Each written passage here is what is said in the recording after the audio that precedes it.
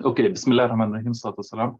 Assalamu alaikum. I welcome you all for this workshop on advanced tools in Blackboard. My name is Sanaullah Said. I'm with the Learning Technology Center at Deanship of Academic Development. So let me just look at the list of participants. I know most of the names are familiar, so welcome all. And I can see some new faculty members, and I've seen some of them who attended the previous last week workshop on introduction. So I'm sure all of us are familiar, but I think it's a good recap and refresh of some of the tools, advanced tools in Blackboard. So let me just quickly go over the presentation. What I intend to do is let me spend like 5 to 10 minutes, approximately 10 minutes over the presentation. Then let's have some specific questions. If you have any very specific questions, so we can go over it. We'll give some time, and then we'll go with the demo and the review of the tools. So let me begin with the slides. Let me quickly go over them.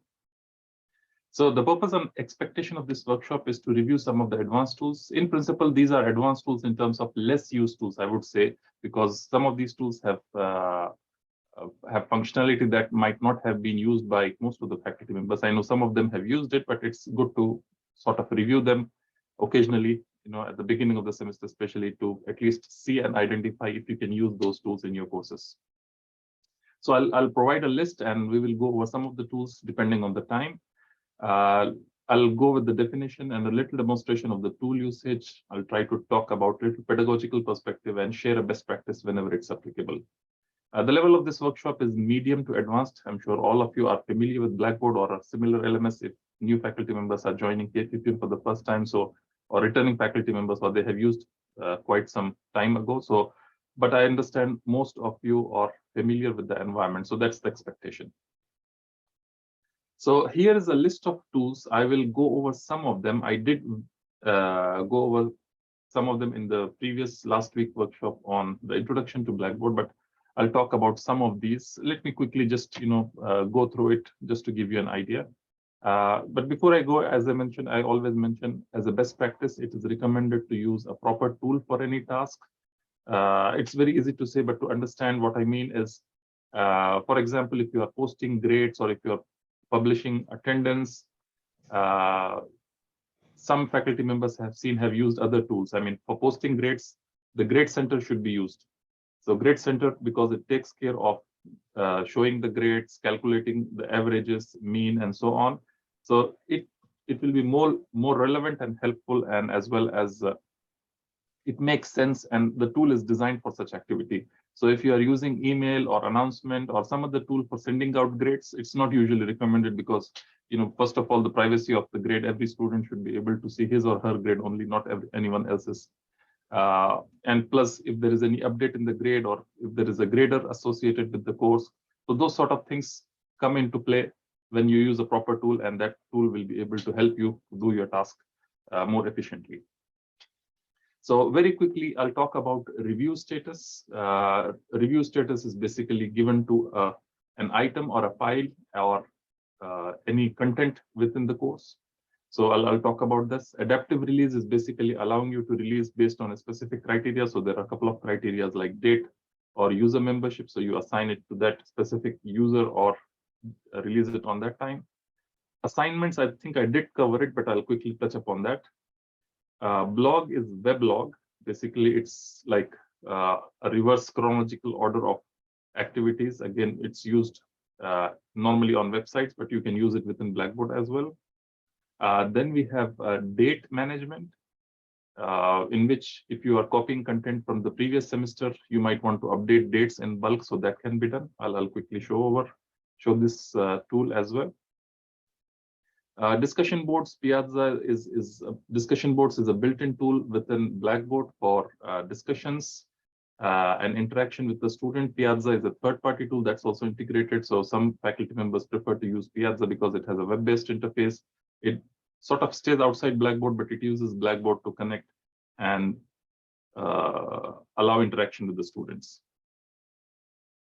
Document Packager is another tool which allows you to upload content in bulk. So if you are uploading file one by one, it might take some time. And if you would like to upload in multiple sections, it does take time. So Document Packager sort of speeds up the process and sort of gives a structure to the content that you're uploading, either as files, folders, and so on.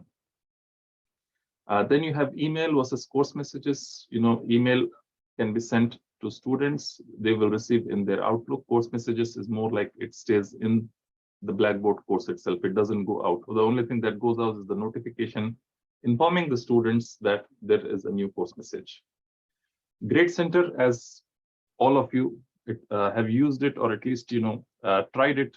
It's place to upload all your grades. It has its own advantages, like you can upload, you have multiple columns, you have calculated columns, but it does also have some limitations in terms of it does not allow you to, for example, add a formula in the Grade Center. So the workaround is you can work the way you would like to have grades for your students in Microsoft Excel and then bulk upload to the Grade Center. So that's a neat workaround that at least helps you to sort of work with the grades in Excel and then upload it in Blackboard.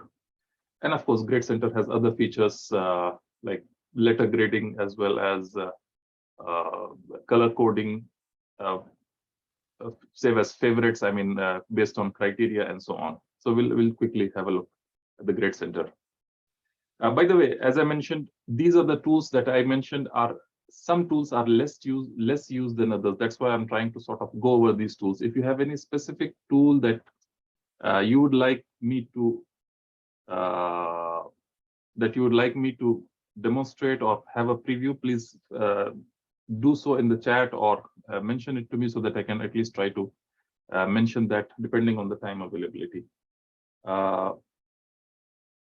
So let me quickly talk about the remaining ones. You have groups. Groups basically are users and groups. So if you have some group activity, like if you are giving group assignments, so it's better to make groups, and Blackboard allows you to work with groups. Especially if you have a large number of students, it's better to make a group. Of course, you have to use Excel at some point to upload students in bulk for different groups. So that can be done as well. Learning module is more like it's content and activities clubbed together. So if you have a content like a PDF file, slides, and so on, and then you can have assignment and assessment together with it, you can club together as one module so that it generates its own table of content. So students are at least working in one place. So it's basically an organizational advantage. My grades is essentially for students, so only the students will be able to see my grades. You as an instructor can go to student preview, item number 16, which is mentioned over here. Student preview allows you to generate a student version of yourself, and you can click on my grades to see if the grades that you are giving to students are visible to you in a way that you would like them to show. So sometimes there are multiple columns, it's not easily visible. So you might want to try out the student preview and my grades simultaneously. Online attendance is a tool for taking online attendance. It's a build. There are two tools. One is attendance. One is online attendance. This is a third-party tool. It has some obvious advantages, but there are some shortcomings. For example, it doesn't show the user ID. It only shows first name and last name. It's fine as long as all the students have different names, but sometimes, especially if you merge sections, you will see first name and last names repeating. So that causes an issue. So online attendance is usually applicable and sort of recommended for single sections or individual sections, not typically in a merger with large number of students. Rubrics is a tool available built in directly in Blackboard, so you can create your own rubrics and assign it to an assignment. So I'm sure some of you might have tried it, but if you have not tried, I think it's a good chance to at least have a look at it and try it in your course, and you can assign the rubrics to an assignment. So that gives a little bit more clear idea to the students how their assignments are graded. So it gives you the grading criteria. Safe Assign is similar to Turnitin. Turnitin is a plagiarism detection service from a third party. Another company. Safe Assign is a similar tool. It does a plagiarism check, but it is part of Blackboard. So it's always there. Of course, it's a little bit from our experience. What we have seen is Safe Assign is a little bit more, the database is a little bit smaller compared to Turnitin, because Turnitin is a dedicated company only for plagiarism detection. So, but again, we have both. Safe Assign is one that can be used internally, maybe for different assignments, and Turnitin for different. So you can try that out. Student preview, as I mentioned, gives you a version of how the student sees the course and how the instructors can, generate one student ID and review the course as a student, including submissions and grading. Test surveys and pools, I'll touch upon it very quickly because it itself is like a workshop that needs some time. But I'm sure all of you, especially teaching during the fully online courses, you are all experts in test surveys and pools and creating test deployment and so on. And of course, we know some of the main advantages of test, but there are some limitations such as, Blackboard is not a full-fledged assessment management system. This is only a learning management system where test is an option with relatively, variety of options. But of course, there are limitations. Like one limitation which most of the faculty members have asked me is they would like to time a question rather than a test. But this unfortunately is not available in Blackboard. You have to time a test. So you give a specific time limit for a test, but you cannot specifically give a time limit to a question. And finally, wikis is something like making a Wikipedia page that can be done within Blackboard. Again, it's a good tool for discussion. So let me talk about documentation and services. So these were the list of tools. I'll go over some of them depending on the time constraint, but let me talk about these resources pages. I'm sure all of you are, if you log into Blackboard on the upper right side, you should be able to see the resources page. On the resources page, content is uploaded on a regular basis. I mean, if there is any new tool or new functionality available, it will be visible over there. Digital textbook integration is available for all the 4 major publishers, but you have to contact your department because your department chair will be informed or the textbook committee in your department will be informed of purchasing of access codes, because the content will be there, but with the purchase of the book, the access code has also to be purchased. And I've seen Wiley Plus is heavily used in, for example, accounting and finance department, and WebAssign was used in math department, if I remember correctly, or maybe there is an update. But the point is, it is already active in use, and if you're interested, please contact your department chair or textbook committee for using these contents by digital textbook integration. A couple of other tools, Responders, Turnitin, and of course, you might have also seen about GradeScope that was recently announced. So it will be available, some information will be available in the resources page. A couple of modules, I'm sure all of you are aware with the instructor app. The student app, instructor app, as I mentioned, is available, but it's not very friendly according to in my opinion, because you have to upload content. It's because of the smaller screen size. But if there is something that you can do on the go, I think it's a legitimate and valid tool to upload content and make your course more accessible to students. Student app is more on the receiving end, so for them it's much easier to view the content. Uploading assignments might be a little bit challenging, but it still can be done. And similar to Zoom and Teams, Blackboard has a Collaborate Ultra, which is a synchronous web conferencing solution for high quality virtual classes and meetings. Of course, Blackboard Collaborate Ultra is designed with a classroom in mind. So all the students who are enrolled in a course are able to automatically access the Collaborate Ultra session. So you have less worry about generating a session and sending email to students. So it sort of becomes part of your class. And the tool is such that it runs in a browser, so you don't have to install anything or update anything. Everything is done on the back end. So it's designed to have, it has its own pluses and minuses. Like you have to depend on a browser, and it runs on specific browsers like Chrome and Firefox. But it also does have an advantage in terms of it becomes part of the course. So everything is in place. You don't have to worry about sending the recording sessions to students. So everything is within the course itself. And so the whole idea is it is designed for a classroom related activity.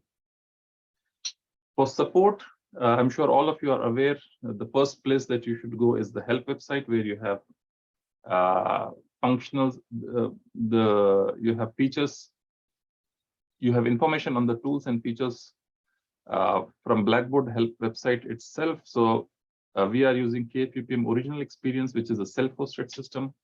Other system is Blackboard Ultra, which is a cloud-based system, which is not available right now for us, but the functionality is very much same, but there are some advantages, like it has a little bit better interface and a fluid design for web pages.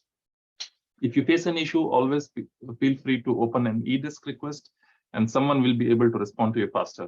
If you need a specific consultation in terms of if you have a very specific requirement in your department, please feel free to contact me. Maybe we can schedule a visit and we can work something out depending on what solution you're looking for. But for most of the activities, I think eDisk is relatively available for all your immediate concerns.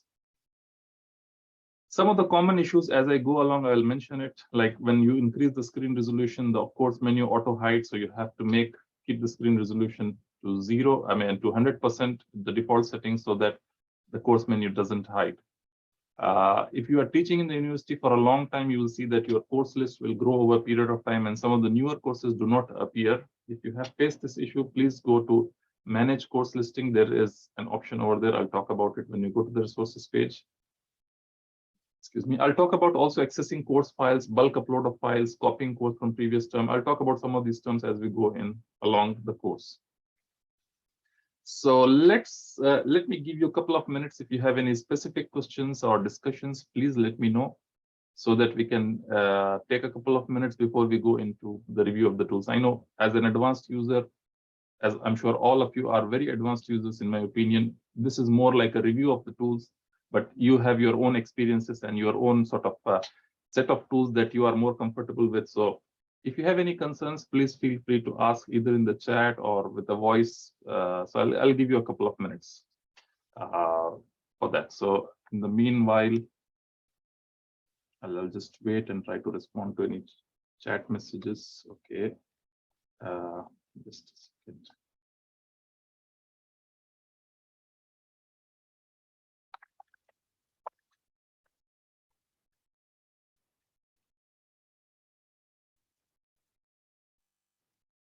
Are the rubrics posted on Blackboard available on Turnitin? Okay. No, the rubrics that are posted in Blackboard are available in Blackboard assignment. For Turnitin rubric, I might have to check, but the ones that are developed in Blackboard are not directly available. I hope that answers the question. Okay, thank you. Any other questions? So while you write the question, let me just turn off my video because I have to go into the demonstration mode and I'll change my screen sharing. So I'll wait for your questions in the chat. Until then, I'll just do a little bit of switch over. So please bear with me for a minute.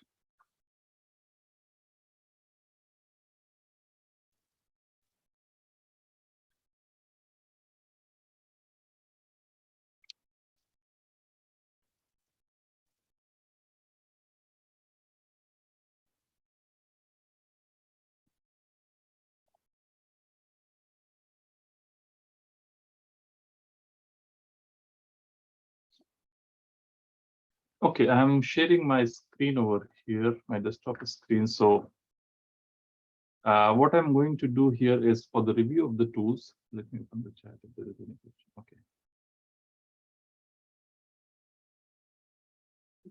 Okay. So what I'm going to do is I'm going to review these tools. Let me just open this presentation and let me just look at the list of the tools. So I'll go over some of them. By the way, if you are enrolled in the course, what I'm going to do right now is I have created a course called DAD Workshop Advanced Tools in Blackboard, August 2022, and I have used a default course template, and then I have added some content for the sake of demonstration. So I'm going to make this course available to you as a student. So I'm going to click on this Make Available. And I think all of you who are enrolled in the course should be able to access it. You will also get an email notification saying that this course is available. So just give it a couple of seconds.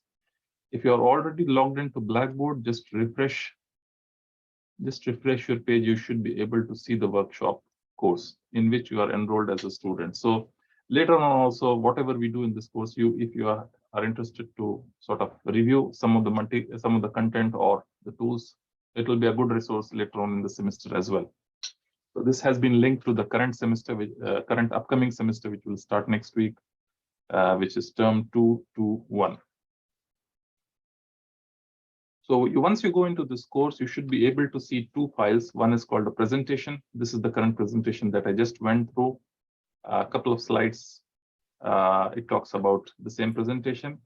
And in addition to this, I have also a handout, which is a little bit more detailed description of these tools, but in a little bit more sort of explanatory manner. Like there are 1 to 2 pages for each tool. So this document is about 36 pages. So it talks about adaptive release and so on. So let me go over some of these tools. Let me just keep this open in a new window in case I have to refer it, but I'll be doing the demonstration. Okay, I see some faculty members have registered late. Let me just quickly add them. Just give me a second, please. So if you would like to add any users to the course, all you have to do is go to users and groups, find users to enroll, and type in their username and click submit. So that's how simple it is. If you know the student ID, if you don't know the student ID, you can search for it. Okay, the first tool that I would like the first feature or tool that I would like to demonstrate is the review status. So let's talk about review status. Anybody who has the used review status in their courses, just give quick hands. I want to show if somebody has used it or familiar with it.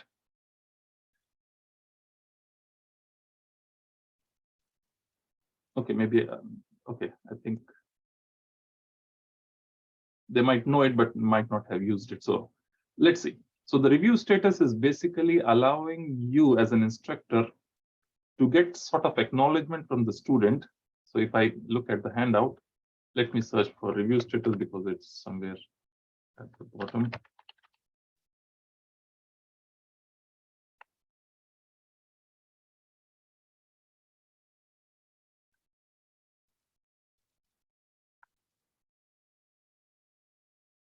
Okay, the review status is basically when you enable review status, students will need to click review to demonstrate that an item. So think of it as a confirmation and an acknowledgement.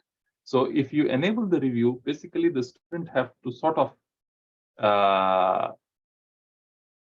as a student right now, I have uploaded a presentation file. Now, I don't know if any of the student has, you as student in this course, I don't know if you have already accessed this material or not. So I would like to have a confirmation. So what I'm going to do is click drop down and click set review status. It's right now disabled and I want to enable it and I click submit.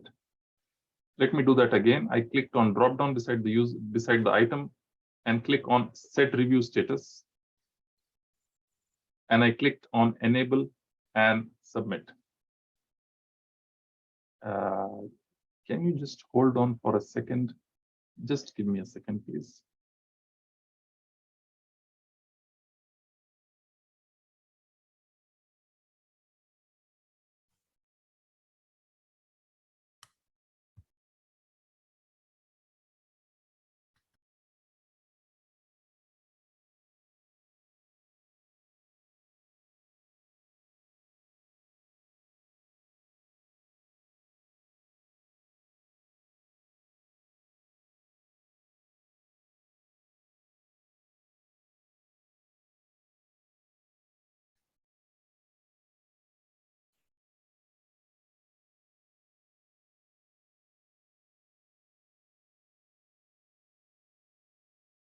We cannot hear you.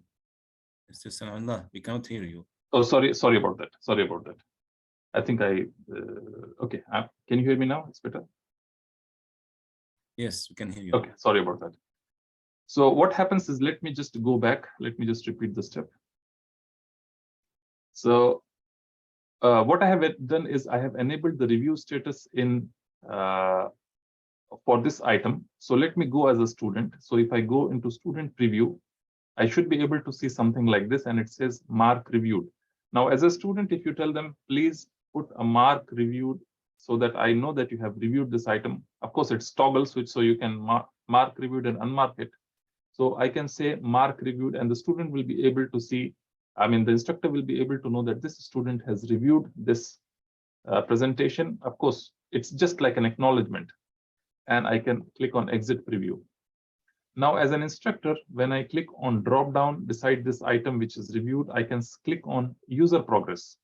Now, when I click on user progress, I can see that the following students have reviewed it at this date and time. Of course, you can uncheck it as well, but you want to have a look and you make sure that the student is able to see this content as well as reviewed it, and the remaining have not reviewed it until now. Of course, I have added all the users who have registered for this workshop, plus there are some other dummy students for the sake of demonstration. So, and the moment you refresh it, maybe if somebody else reviewed it, you just have to click on user progress again. You will see some more if somebody has reviewed it. So that is basically set review status. Now, based on this, you can develop something more, which I'm going to show you in a minute. So this is about enable review status. All you have to do is click on the drop down and say enable review status. And that's all. And to monitor, you click on user progress and you will see if the item has been reviewed by a student or not.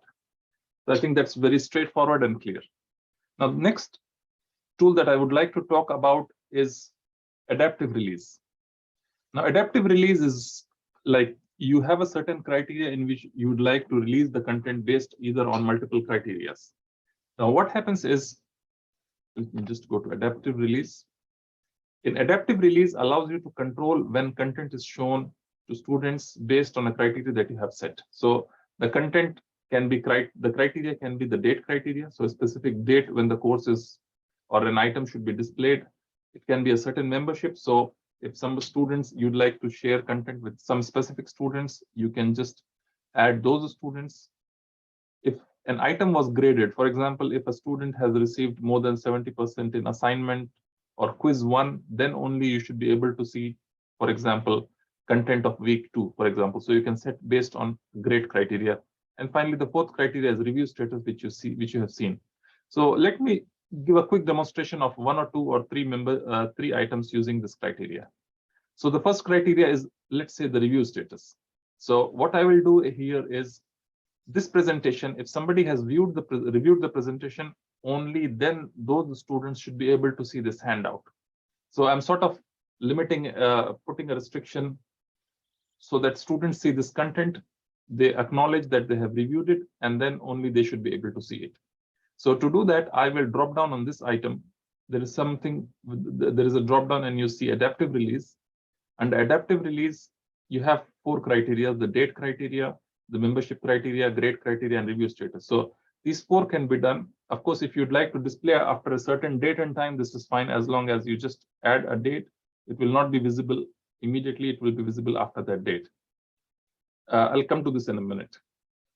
So what I'm trying to show is if somebody has clicked on review status, only then show this item. So I'm going to select an item and I'm going to select the presentation.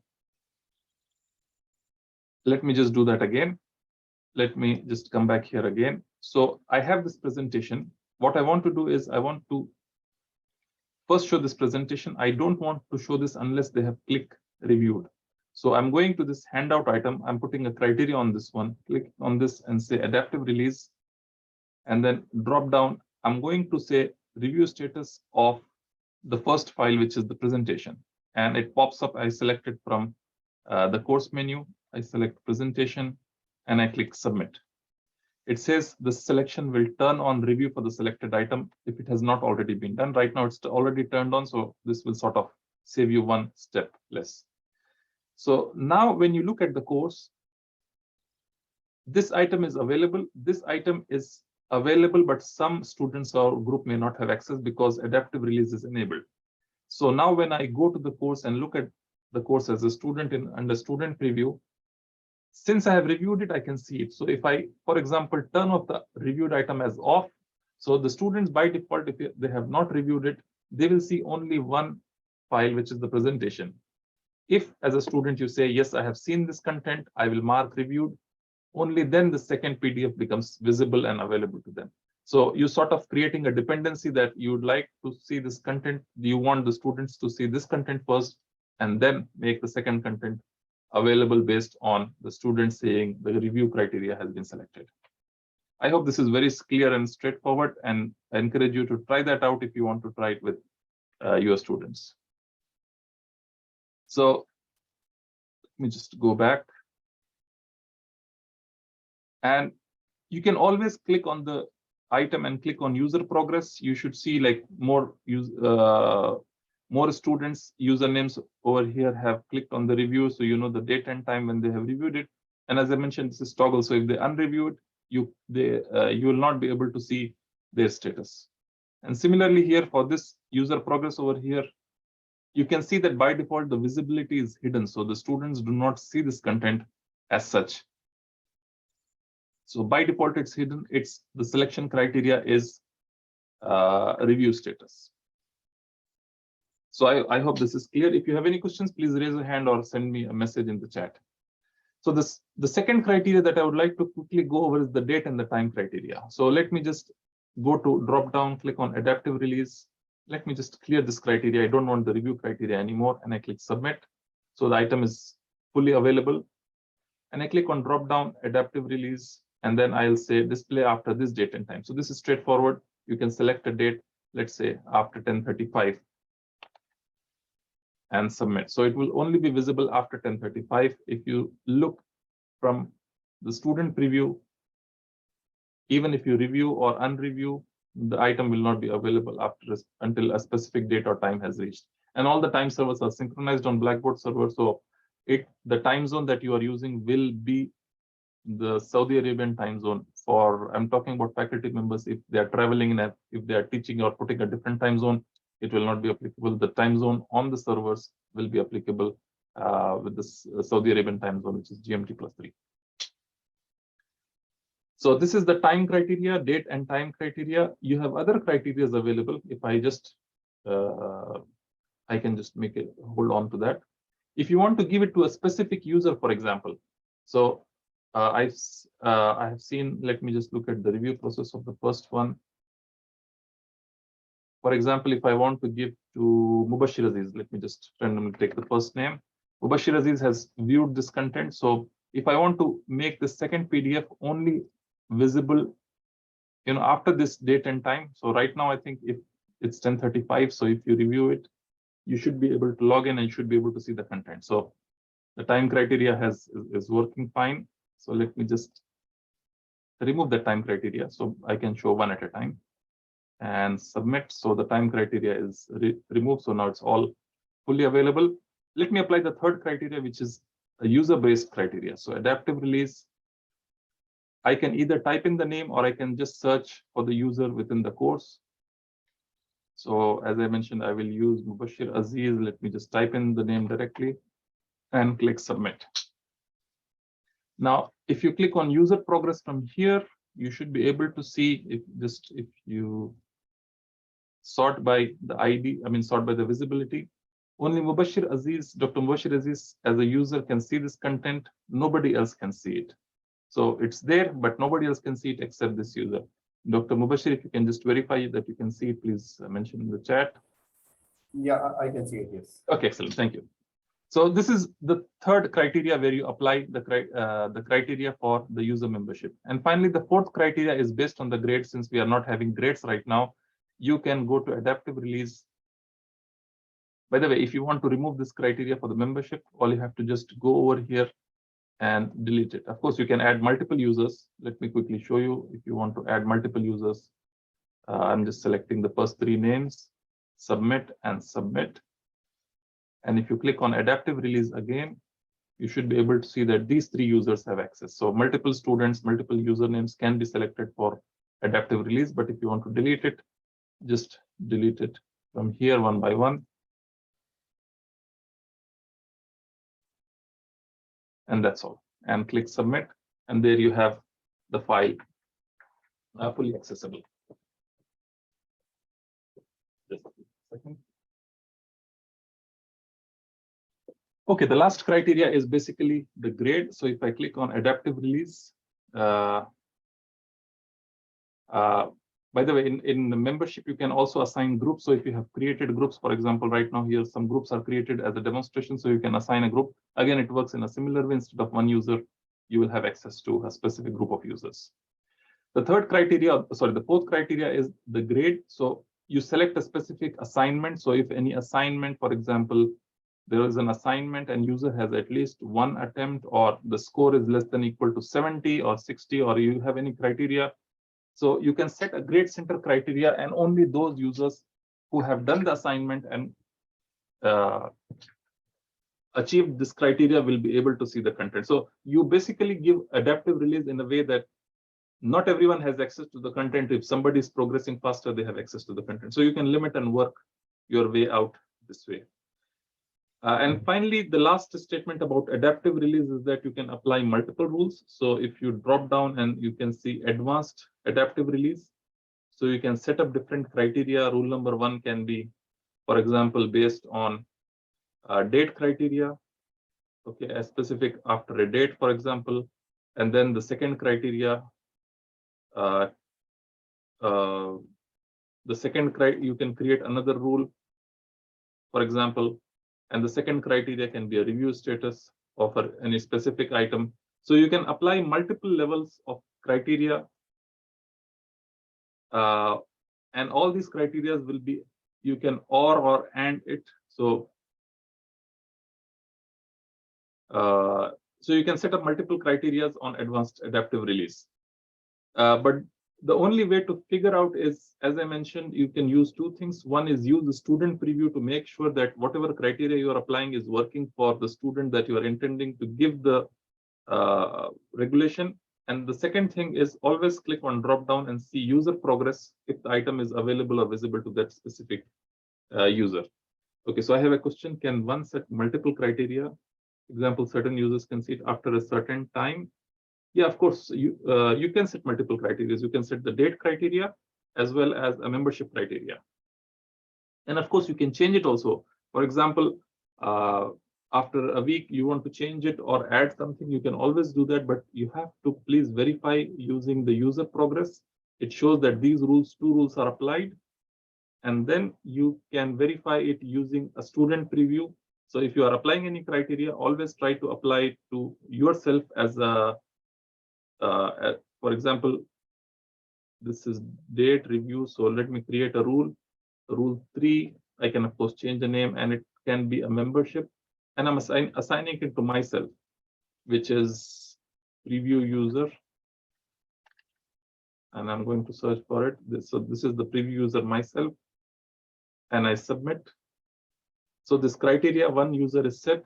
So I want to always try out as a preview user, then only make sure, because I have seen in some instances where faculty members have tried advanced criteria for adaptive release and sort of not able to track if a student is able to see or not. So it's always best to make sure using user progress and student preview. So I hope that's clear about adaptive release. I think that's enough time for adaptive release. Let's go to the new tools. I'm going to just reset all of these rules. I'm just going to delete all these criteria and click OK. So now we have a fully available resource content. Any questions at this point? Of course, if you have any questions, please feel free to add in the chat. I will be looking at it on a routine basis. Okay, now let's go to the other tools. Assignments. I'm sure all of you have used assignments, but very quickly, let me talk about assignments. There are some assignments available here. There are some assignments created already. Some are available, some are hidden. So assignment is basically, if you go to assessment and create an assignment, it allows you to create an assignment, and you have all those criteria where you give the name, some instructions, and submission details, where you have individual submissions, group submissions, number of attempts, multiple attempts, unlimited attempts. And here is the safe assign. So if you are using assignments within Blackboard, allow students, so you have to check this, check submissions for plagiarism using safe assign and click check. And for grading options or display of grades,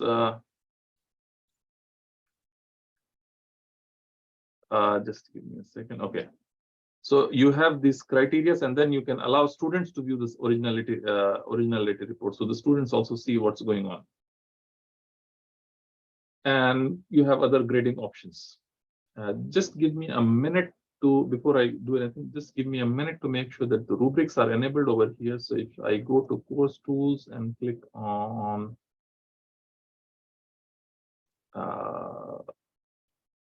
if I click on,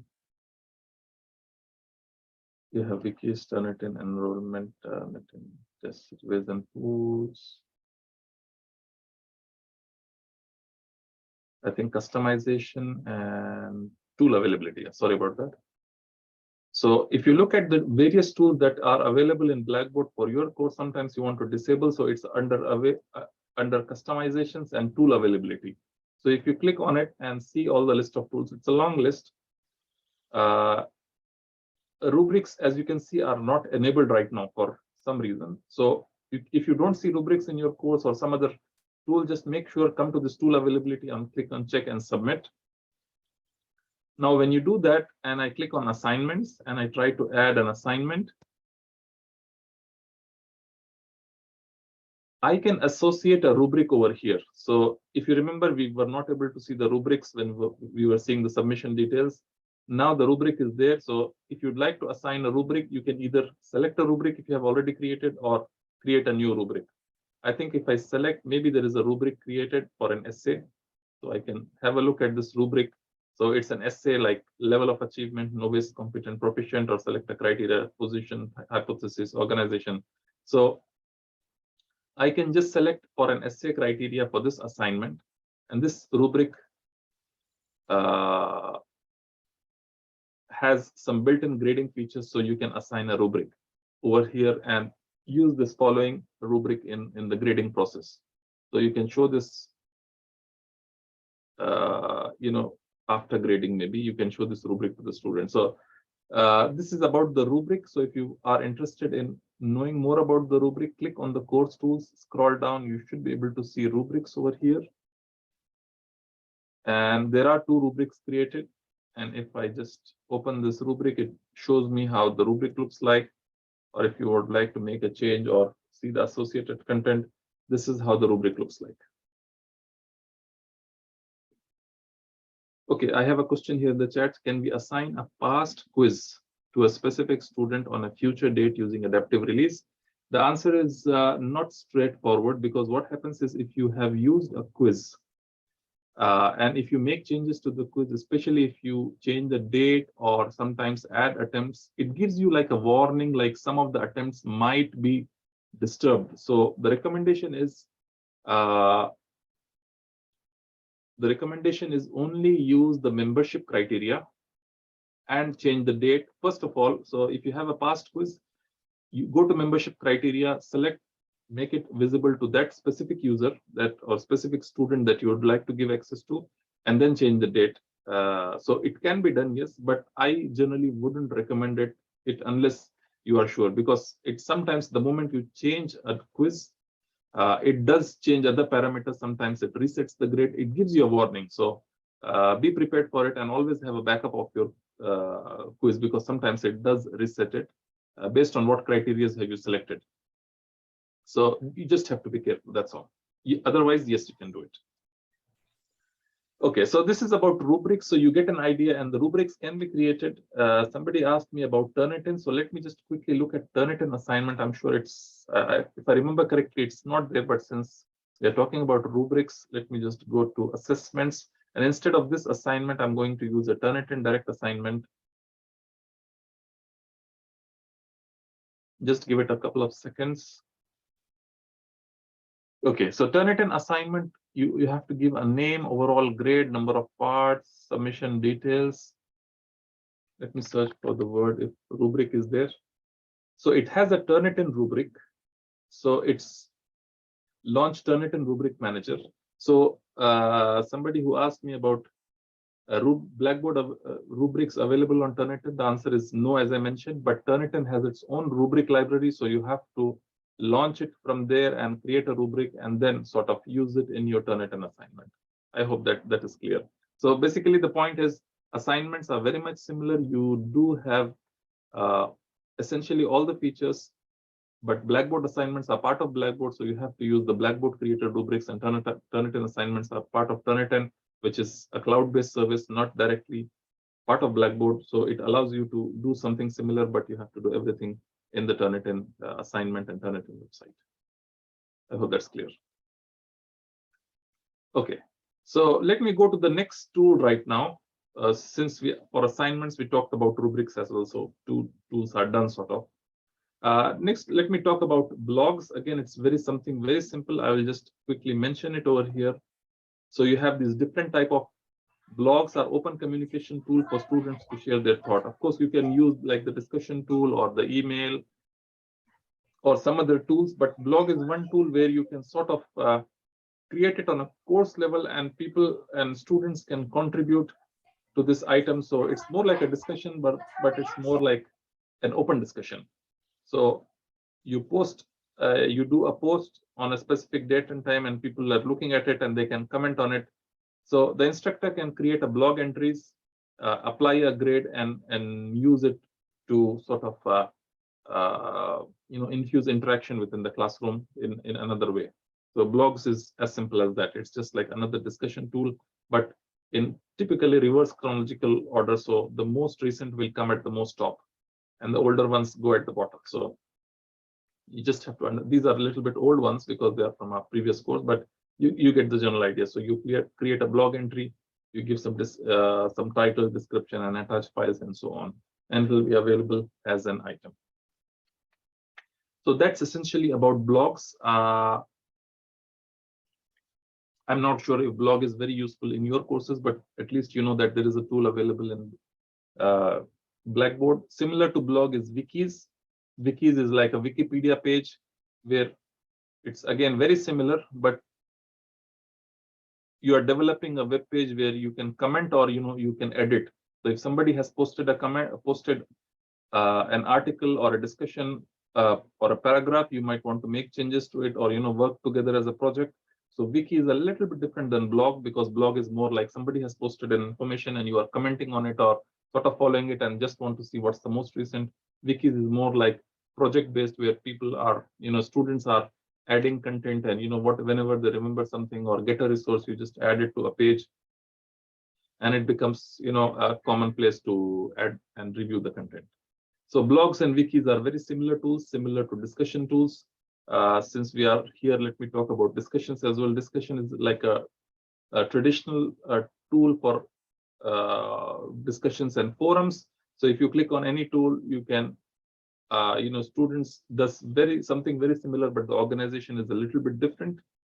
What I have seen in Blackboard is discussions is less used tool, because in my opinion, it's not very user friendly. You have to get used to it a little bit.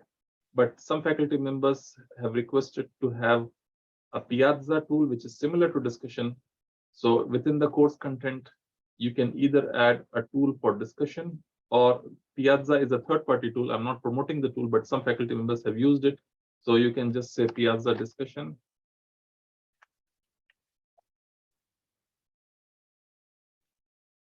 And you might have to create an account. It will take you to a different page outside Blackboard. Since this tool is freely available, but you'll have to create an account. You have to set up for your course and so on. So it gives you this estimated enrollment and information. So once you go to Piazza, you should be able to do a discussion similar to what discussion goes on in Blackboard, but it's a little bit more, the user-friendly design, a little bit more interactive. As an instructor, it shows you like graphs of how students are contributing to discussions and so on. So it sort of makes a little bit more, more user-friendly interface. Otherwise, from a functionality point of view, it's almost the same as a discussion tool within Blackboard. So that's about the discussions. Blogs. So we covered very quickly blogs, discussions, Piazza, as well as wikis. So they are all discussion and sort of interaction tools, which that can be added. Okay, can Piazza be added to the sidebar to the course menu, you mean? So if I go to the plus and click on tool link, and there is more than one way to add it. Yes, it can be added. If it's not appearing over here, the simplest is you have added a Piazza discussion over here. Click on this plus sign and say a course link and browse for the Piazza discussion in the course. Did I click it properly? Piazza discussion and available to users, and I click submit. Yes, it can be available here under discussion. So they click on Piazza, you get essentially the same link. Yes, it can be added. By the way, anything that you can add over here in the content area can also be added as a course link in the course menu over here, either as a link or if it's already a tool. So if you click on tool and you can see the list of tools that are available.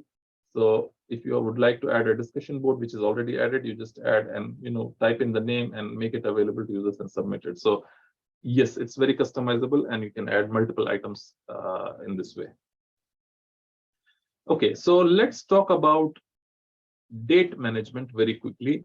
I'm sure you are using you are reusing course contents from the previous semester for obvious reasons, because the content sort of stays very much the same. But sometimes I've seen faculty members who are using a lot of assignments throughout the semester, and they are very well specified, well defined assignment that happens, let's say, on the last day of every week. So you have assignments well defined. So in Blackboard, what happens is when you copy the course content from the previous semester, sometimes you want to update all these dates in bulk. So let's say the course content has been copied. So if you go to course tools and click on date management, it says, what would you like to do? Date management features allows content dates when you copy or restore a course. So of course, if you'd like to know more, click on more help and it gives you a little bit more details of what each of these functionality does. So I want to do a course adjustment. So let me first list all dates for review. Let me see what dates are assigned for what items. So instead of doing any changes, I can just see a list and see the review. So what it does is the date management. It says it is searching for all the dates which can be changed or updated. So if you have adaptive release, for example, certain criteria that also will be available.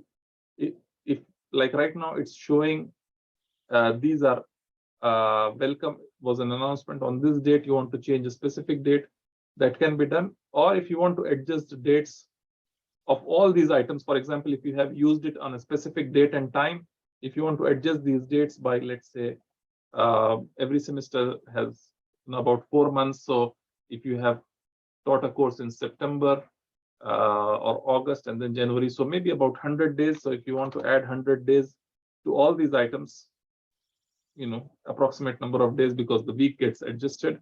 So instead of these 3 dates, it will from March 22, 2010. These are old courses as I mentioned, and 2014. So this is in March. So it will go to April, May, June, July, sometime in July.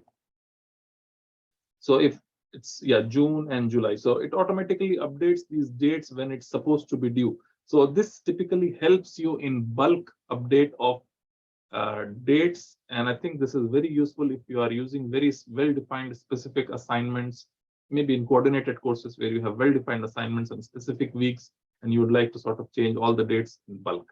So I encourage you to try that out and make sure, and if it makes sense to you, have a look at it and try it out. So I think that's about the date management. We talked about. Excuse me, Sanallah. Yes, Dr. Ibrahim, please go ahead. Could you go through it again? How do you update the date? I'm doing it for lecture, not necessarily for assignment. Okay, of course. So, Victor, what happens is in date management, this applies to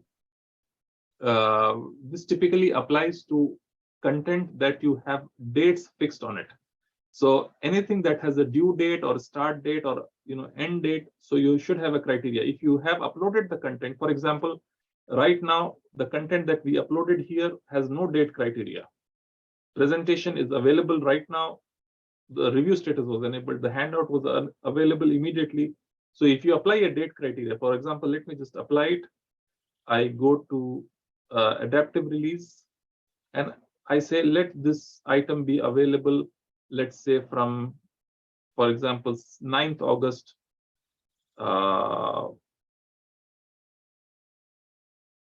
8 a.m., for example, and set the date criteria. So a date has been applied on this file. And now when I go to date management, from the course tools. I would like to run date management again because I ran it. I want to see list all the dates for review and click start. So it will run and see which dates have to be updated. Now you can see that there is a handout which did not have a date earlier. Right now it has a starting date, August 9, because let's say it was copied from the summer semester. So you might want to just adjust the dates of all these items. If you select multiple items, you can adjust all the dates. But if you want to adjust just one or two items or just this one, at least for example, if you have maybe 30 or 40 files, you don't know which one has date criteria applied on it.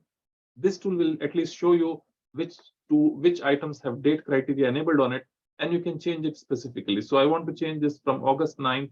I want to make it available, let's say from August 22, for example, and done, and everything the same criteria, and submit. Okay. And that's it. Good. So you can change it from here in bulk in one place rather than go to single item one by one. Yes. The other question, which is also related to the same subject, if I copy notes from previous semester to this semester, and each note or each assignment has specific dates. Yes. Can I use the same thing, because it will copy the previous dates as well? Yes, of course, it will copy the previous dates. So you can, either adjust the dates or use term information or use the post date. But Okay. the best is list for review and try this out. List for review basically summarizes. You can do, granular one item at a time. Okay, thank you. But if you want to bulk adjust, so adjust all the dates by, let's say, 50 days, for example. Got it. Thank you very much. Okay, excellent.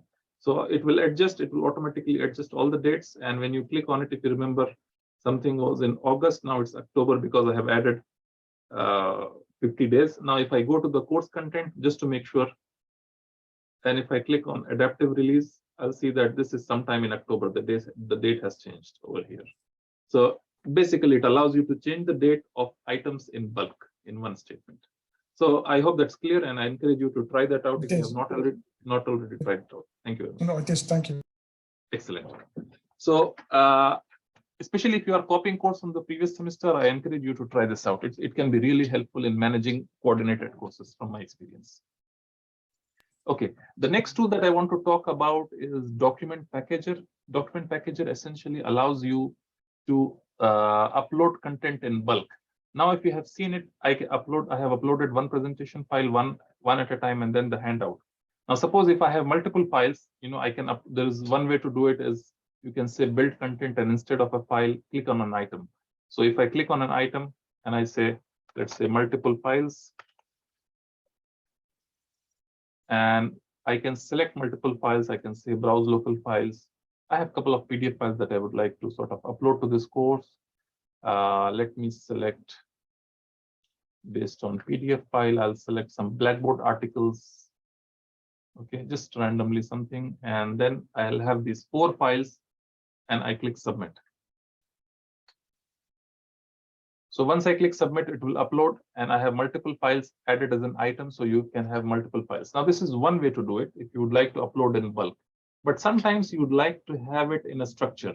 For example, I would like to have a content folder, for example, week 1, for example.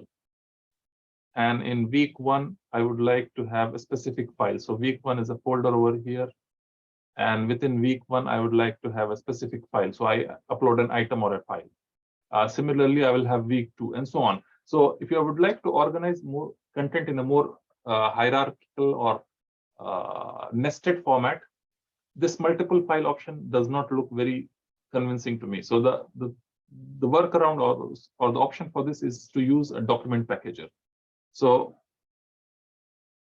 yes, we will share the recording after the session, hopefully not today, but tomorrow, hopefully, or we'll share all the recordings of all the workshops and sessions that you have attended to the participants. So thank you for attending. And I know some faculty members have to leave due to some other commitments. So if you are not able to attend the rest of it, please, we will send out the recording to the attended to all the attendees of this workshop, even for a short time if you have attended. Okay, thank you.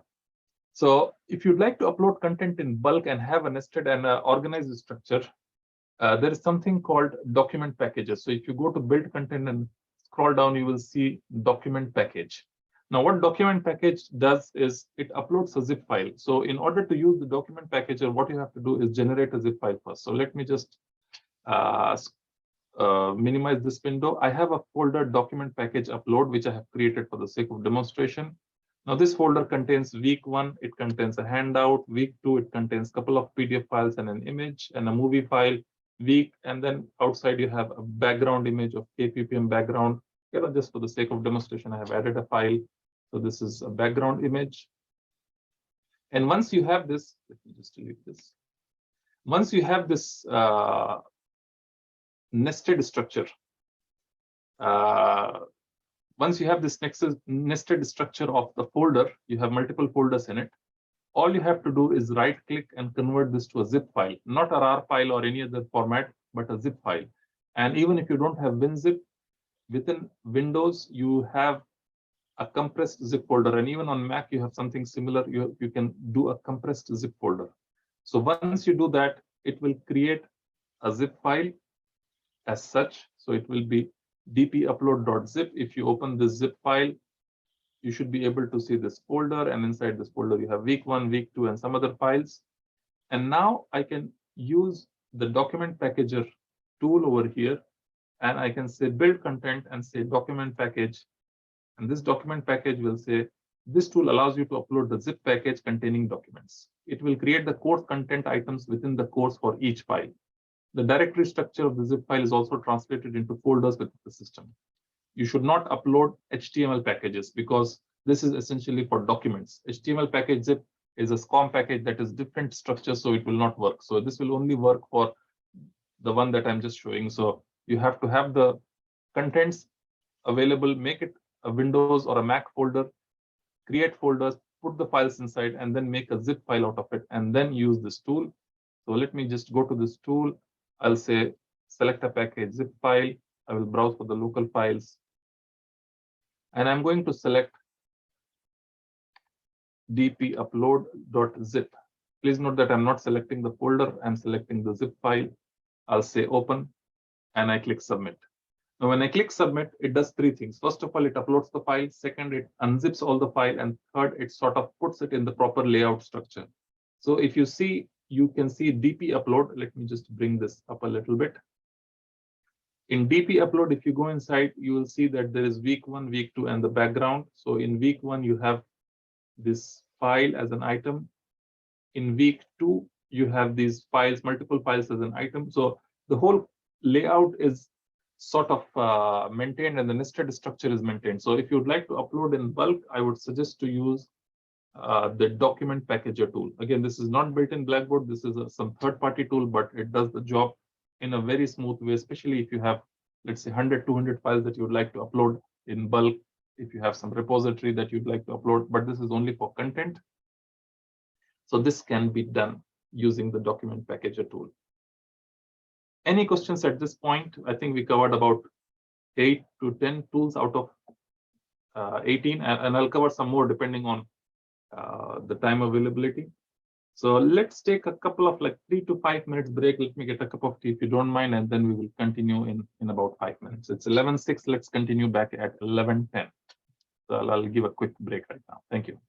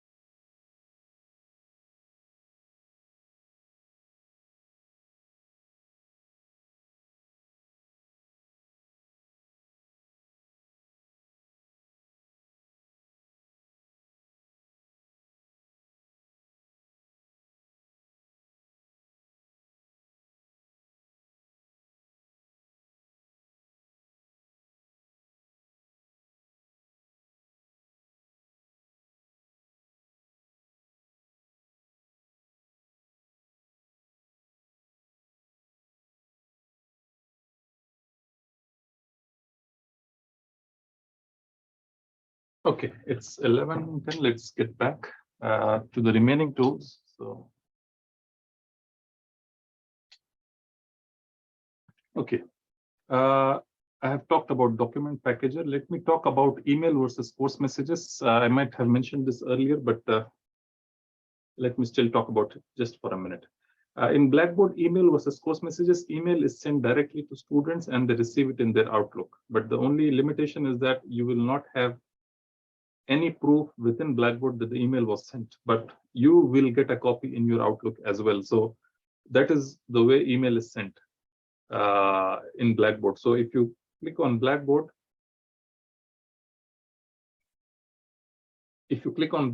by default, I think if you look in the template, you will have a tool link for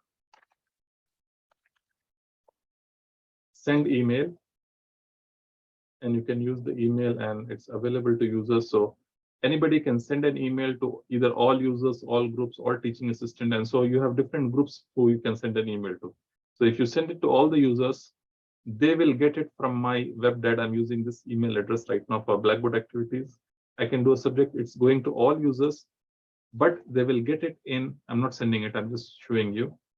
If you want to select a user, I can select a user who I want to send it to specifically. I think there are more than 100 users in this course right now enrolled. Now, if I send it to anyone, they will get in their Outlook. But as I mentioned, you will not have a copy. You will always get a copy in your email address in your inbox Outlook.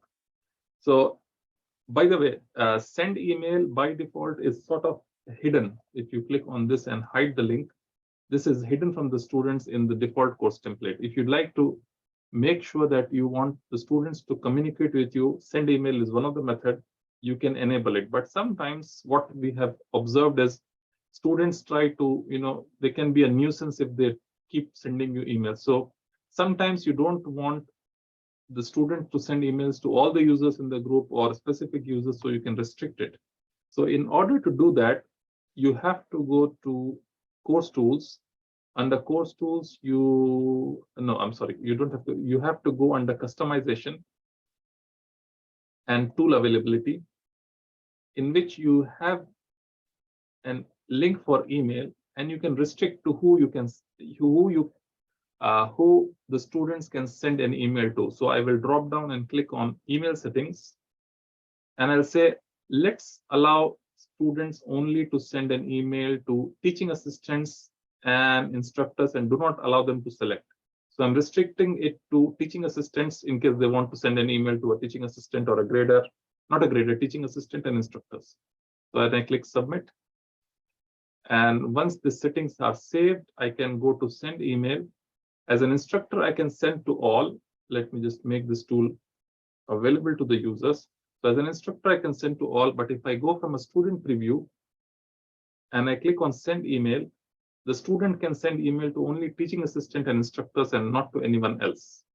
So this can be really helpful because you don't want students to create a nuisance by sending emails to other students. And not everybody does it, but whoever does it is makes life a little bit uncomfortable, unnecessary. So you can control the sending of emails. Otherwise, if you don't want the students to send emails, using course messages is a good alternate. So you can just sort of hide this link and use the course messages. And course messages is a tool link that is, I think it's all added already in the default course template, but in this demo course, it's not added. So I can just add a course message, and where you create a message or create a folder inbox, and everything is kept record, but you don't get this course messages in your Outlook email. You get it in Blackboard, you just get a notification. So how would you would like to use course messages or send email? It's upon your preference. If you'd like to use email, send out email in Outlook, that's fine. If you want to keep in course messages, that's fine. Using both the tools are also fine, or using none of these tools and using something else like announcements or discussions is also fine. So this is one of the tool. It can be helpful. It has its own pluses and minuses. Just try to sort of select which one works for you or you are more comfortable with. So that's essentially about the email versus course messages. Next comes the Grade Center. Let's talk about it.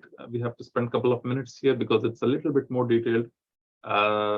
So any questions at this point before I go into the grade center? Excellent, no questions. So if you have any questions, you can always keep typing in the chat. Okay, so let's talk about grade center, and we have to talk about the test surveys and pools simultaneously because they sort of work together. And of course, my grades, the students will see it at the end. So the grade center, my grades, and test surveys and pools, they sort of work together. So let's talk about these three right now, starting from the grade center.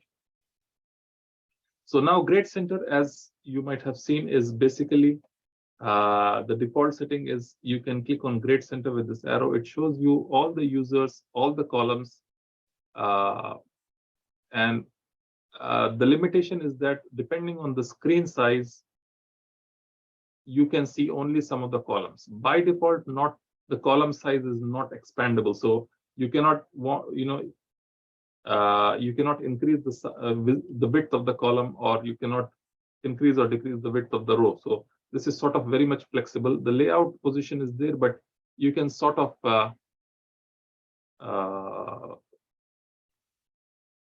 there are options here. You can change the layout to a little bit or move to top. So you can select and so on. So otherwise, if you are not very comfortable with the screen, the best option is to use Microsoft Excel. You can download this whole list. If you look at this, if you click on this, you can see that there are 97 students here at the lower bottom. The moment you select, you will see 97 students. And each student has a first name, last name, username, and there is student ID. In KFUPM, we do not use student ID per se. This username in Blackboard is the student ID with S2019 or whatever ID. So the username is the ID, so we don't use student ID. So I can safely hide it from the instructor view. And there are, of course, you can see the last access column. If somebody has accessed it right now, Dr. Sajjad Mahmood has accessed it today, Dr. Hassan Al-Ahmadi, and so many users who have accessed today. I can see as an instructor when the students have accessed this Blackboard course. It doesn't give you a time. There are other tools to look at the time, but it gives you a date. So you will know that your students have accessed the course. Excuse me. So if you want to make sure that some of the students have, if you want to see if some of the students have not logged in, just scroll down and you can see that some users, some last access is blank. So for the first time when you make the course available, just check after a couple of hours if all the students have logged in or at least accessed the course. So this way you will know that the students are on board. Sometimes, if I have seen some instructors have complained that the students are not seeing any course. So sometimes they forget to make the course available. This is very important. You have to make the course available. And sometimes even if you forget to make the course available and if you do not see any activity in the course, it becomes obvious that something is either wrong or suspicious, or the students, they are not able to see for whatever reason. So always try to, find out a solution in this way. If you look at the last access in the grade center, it gives you an idea if the course has been accessed by any student or not, and then you can sort of take a decision from there.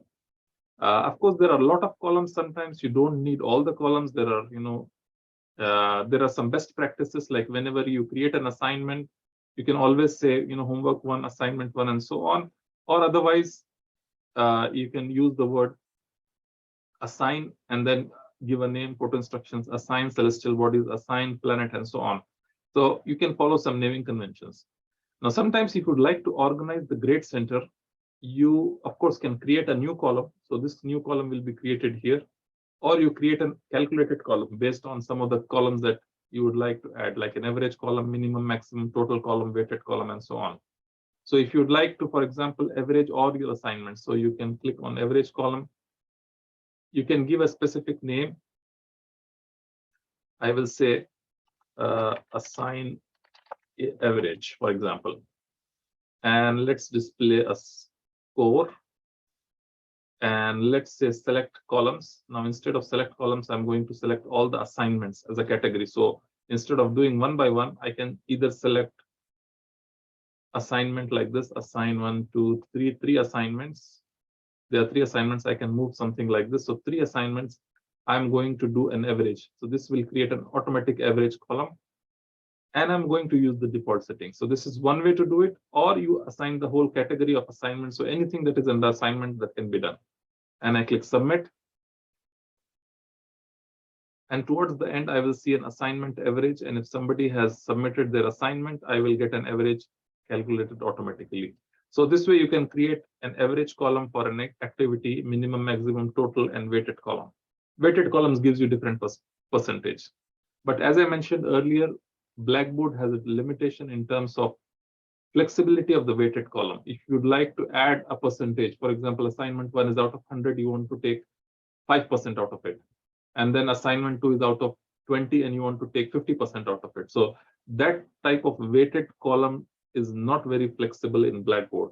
So the only workaround is you have to work offline, take everything to Excel, do all the calculations and upload it, as most of you have already are doing it.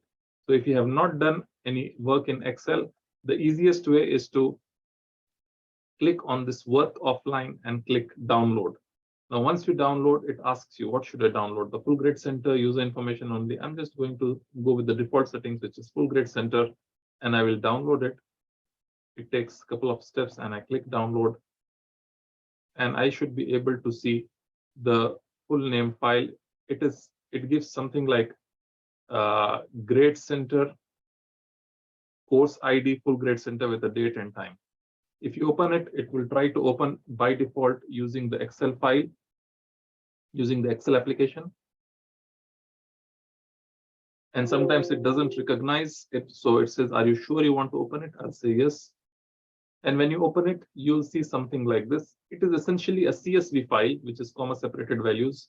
So you can also open this in Notepad. Let me show you what I mean. So if I open this download folder, let me open a Notepad file. Let me open a Notepad file and drag and drop this Excel file to Notepad. You should be able to read it. So of course, it's not formatted very well for reading, but at least you can read it. It's plain text. That's what I'm trying to say. So it's not very easy to make changes over here. So that's why we go to Microsoft Excel, where things are a little bit more easy to view. So you have these last name, first name, username, last access, availability, and you have different columns with their column IDs and so on. So this right now, since we have large number of columns, it's going, maybe you have 30, 40 columns maybe. So it's showing all those columns. And of course, you can work in Excel and then upload the same grades or whatever. So if you want to make any changes, for example, so the typical recommended method is don't upload everything as it is. The easiest way to upload minimally. So what I suggest is, if you'd like to upload a new column, for example, you have a new assignment and you have taken maybe a quiz on a paper based in a classroom, and you would like to add like 3 students who did like an additional assignment. So to do that, what I'll do is I'll just delete these columns. I just need the username, which is the student ID S201, whatever. And then I'm going to just delete all the other columns. I don't need these columns because they're already there. I don't want to delete. I mean, I don't want to upload them again. So what I'm going to do is, let's say, paper quiz. I would just like to upload a paper quiz, and it was out of 10. I will do that later. So let's say this is out of 8. Somebody got 8, somebody got 9, somebody got 7. You know, I'm just doing random some numbers just for the sake of demonstration. And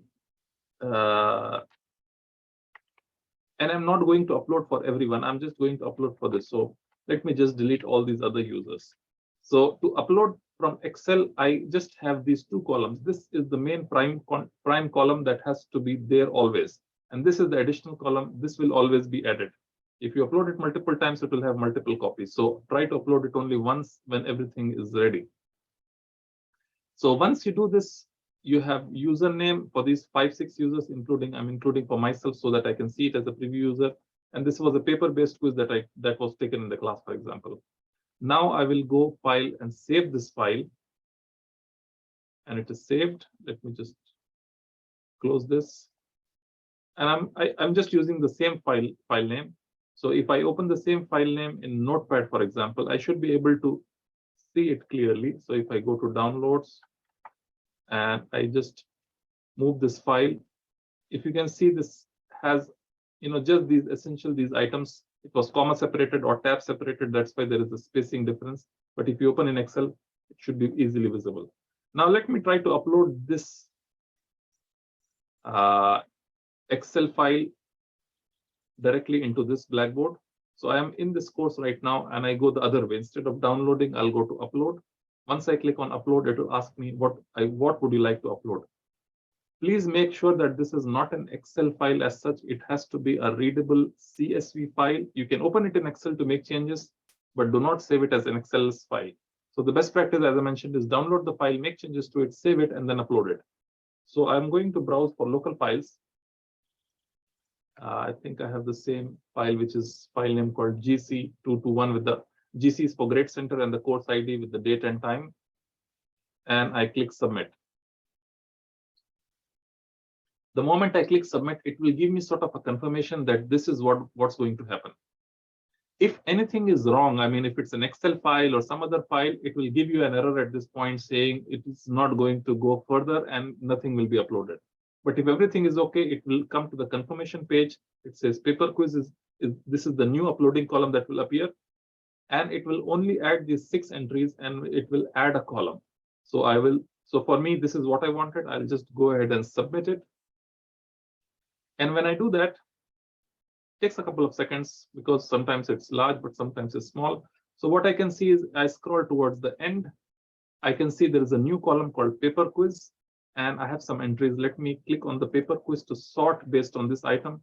So I can see that I have these grades appearing over here, which immediately has been uploaded as text file. Now, one thing to note over here is that when you upload any grades,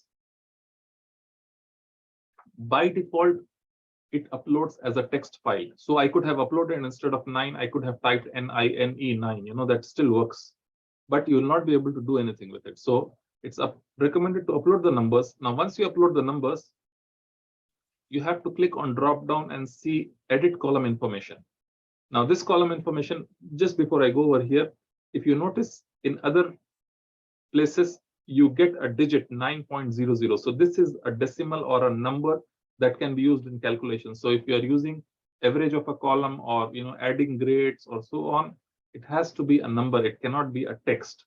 So by default, when you upload any column, it will be text. So you notice that it is 9 only, not 9.0. So what I'm going to do is I'm going to convert this column to a different type. So I'll click on drop down beside the column name, edit column information, and it gives me the information. This is paper quiz. This is a text. So I want to change this to a score. And this will be out of 10, for example. So I'm going to make these changes because this was not done in Blackboard. This was done in Excel, and I have uploaded it manually. And I can use the default settings. Let me also show the statistics to the student. So if it is a score, it will show the statistics. If it's a text, it will not show. And I click on submit. So once I do this, it says, when text columns are converted, all numeric values are treated as score out of the defined points possible and used to translate values to other display options. When cannot be values that can be converted to the selected type will display 0 after the conversion. So if you have a text, for example, if you typed NINE for 9, it will be treated as 0 because it doesn't make sense to convert it as a number. So I click OK. When I do this, just notice that it is now 9.0, 8.0, 7.0, and so on. So it has been converted to a number, and then you have these grades appearing for the student. Now, each student will be able to see his or her grade only. Now, to do that, I can do 2 things. First of all, if as a student, I click on my grades, it's not added over here. Let me just click on my grades. I'll go to tool link. I have my grades. Let me call it my grades as well. And available to users and submit. I see my grades. Now, if I click on my grades as an instructor, I will not be able to see anything because it says users with your role do not have personal grades. So in order to see how the student sees the grades, I will go to the student preview. And then I will click on my grades. And I should be able to see all the grades. Of course, it's showing so many columns are there. So this is how the student sees it. But for the paper quiz, as you can see, this was graded on this date and time. I got 4 out of 10, 6.5 was the average and 6.5 was the median. So I enabled the statistics for the student. So the student will be able to see the statistics within the grade center, within my grades at the same place where they see the grades. And of course, there are no other grades for this user, so they will not be able to see it. But whatever you have uploaded it, they should be able to see the grades in the grade center using my grades. Of course, they don't have access to grade center. I hope this is very clear. I mean, the way you handle grade center, you can do certain things in Blackboard, but certain things you can do in Excel, upload them, convert the column from text to number, and then make it visible to the student, so the student will see in this way.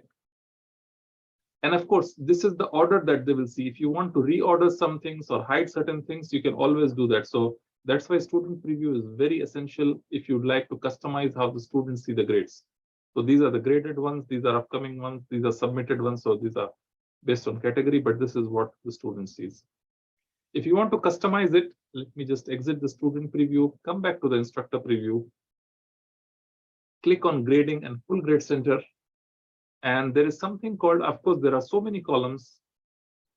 There is something called manage column organization. So if you go to manage and column organization, you can see how these columns look like. So these are the columns. If you want to rearrange them, for example, bring paper quiz to somewhere at the top, for example. Where is the paper quiz? I think I just dragged and dropped them. Yeah, it's here. So paper quiz, let me just drag and drop over here and bring it immediately as the first column, for example, and click on submit. And if you look at the list of columns, you should see paper quiz over here. And sometimes, you can hide it from the students. If, for example, you are giving grades to other students, but you don't want to see, you can hide it from the students. So when you hide it, you will get this pink diagonal line, which shows that this column is not visible to students. So now as a student, if I go to the student preview and look at my grades and even graded items, I will not be able to see it because this column is explicitly hidden from the students. So you have to option to hide or show any specific columns from the grade center, so the students will not be able to see their grades. And when things are ready, you can always toggle back, hide it from the students. I'm turning it on, off, so now the student should be able to see it. Sometimes you don't want to see it as an instructor. So you can also say hide from instructor view. So paper quiz is hidden from the instructor, but the student can still see it, but the instructor cannot see it. So anytime if they want to, if as an instructor you want to come back, click on manage column organization, and you can see that paper quiz is hidden. It's grayed out and italicized. So you only have to select and click show selected columns and click on submit. So that way you can bring back the paper quiz column. So I have a question. It says from grade centers, the running averages. No, sorry, there is one more question. When we provide a quick comment for student grade, does student receive notification? How they can view it? Now, if you click on the notifications dashboard and click on edit notification settings, it will show you, let me just go to my course, which is DAD workshop. I think I have a long list of courses. Let me search for. Yeah, this is. Did I make it available? Just give me a second, please. It's 2022. Okay, we are okay. Notifications dashboard, edit notification settings.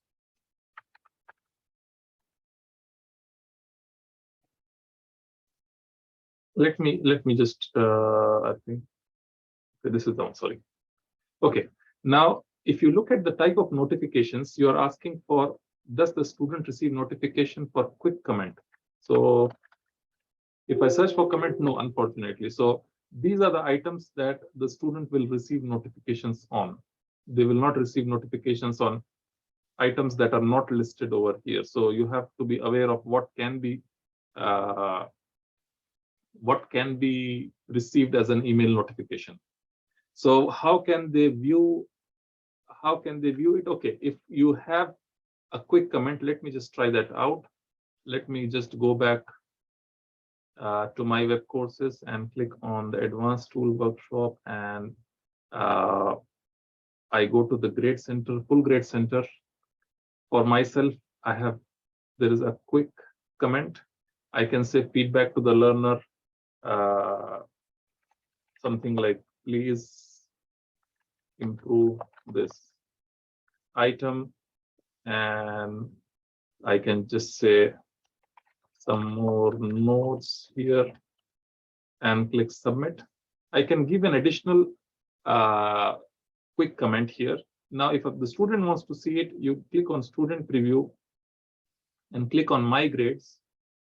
In the graded item, you get this sort of view feedback. This is the place where you see this quick comment that you give. Either if you give feedback directly in the test, or if you give a quick comment, the student should be able to see over here.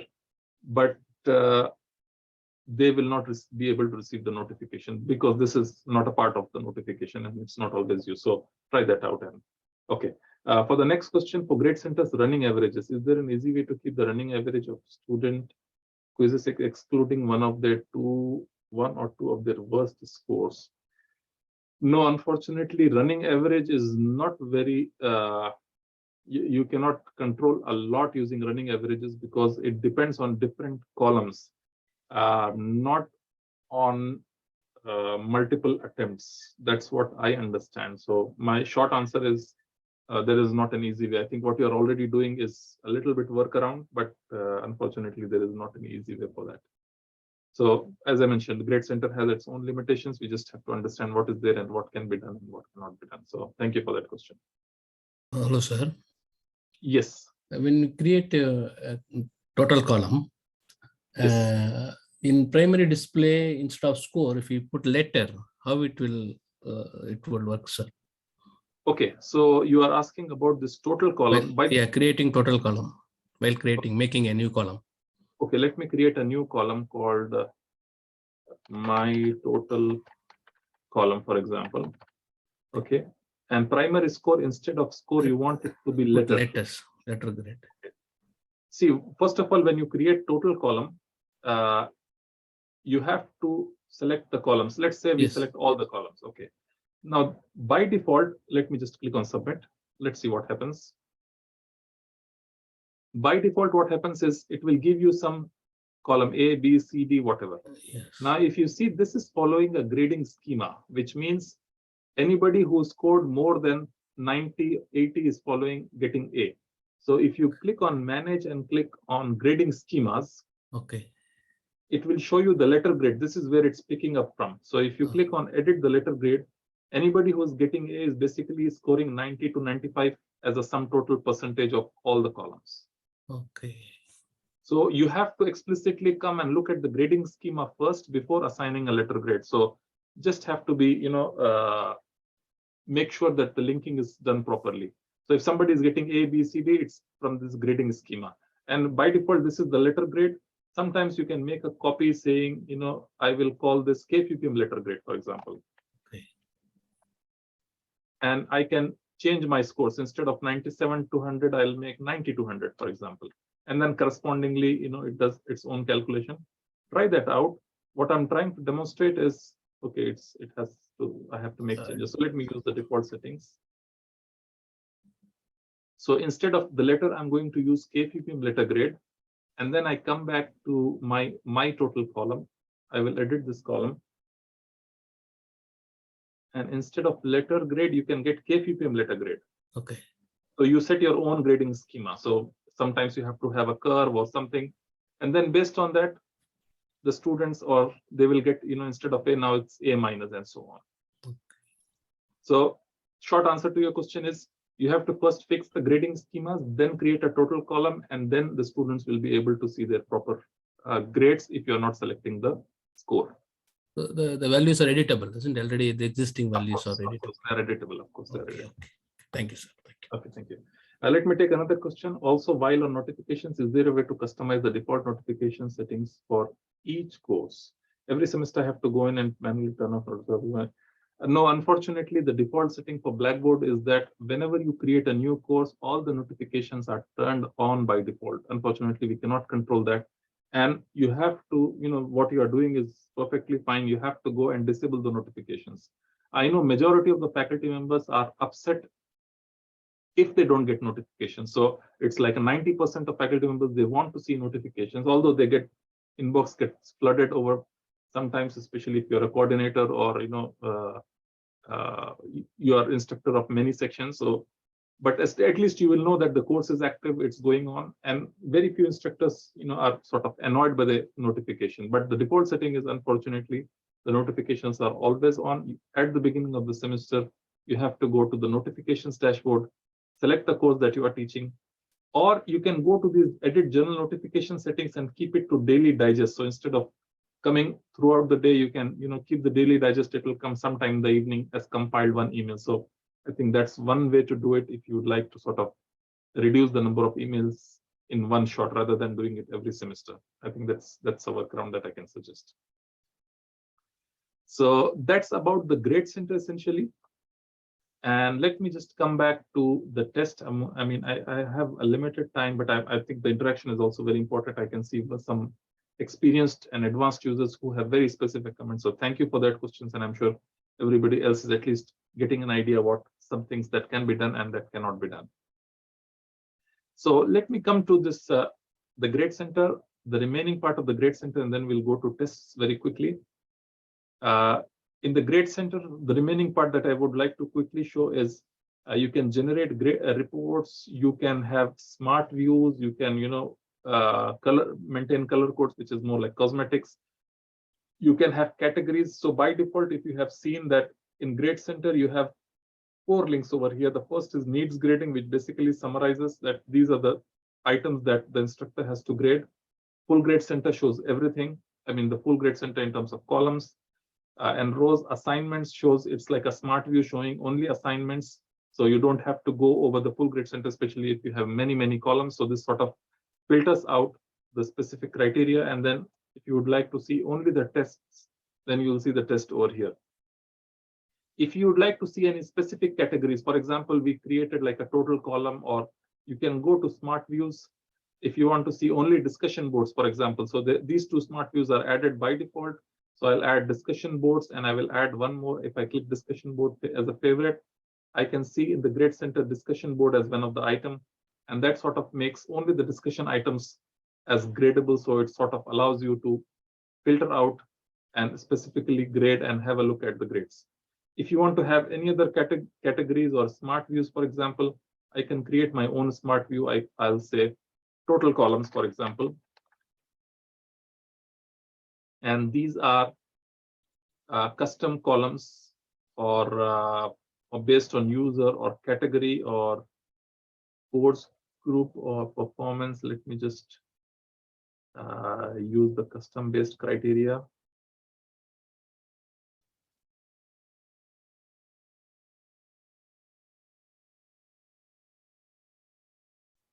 Columns used in the criteria. So I will take this total column, for example, not the availability.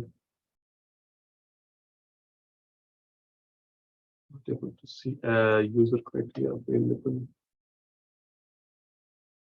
Okay, total grade on total score. So if I want to greater than 0, so anybody who scored 0 on a total column, I can submit it. Of course, you can custom build it, and I can say as a favorite, it's a custom one, and I click OK. And instead of seeing all the columns, I can just click on total columns. I should be able to see the total column and whoever scored greater than 0. So you can set up this criteria to sort of filter out the unnecessary columns, especially if you have large number of columns and large number of students. This can be helpful in coordinated and lab type related courses. So that's essentially for the grade center. Of course, I encourage you to sort of look more on these other functionalities of the grades. There is something called delegated grading. If you are assigning a grader or a teaching assistant for your course, so they will grade and then you will sort of approve it. That's what's called delegated grading.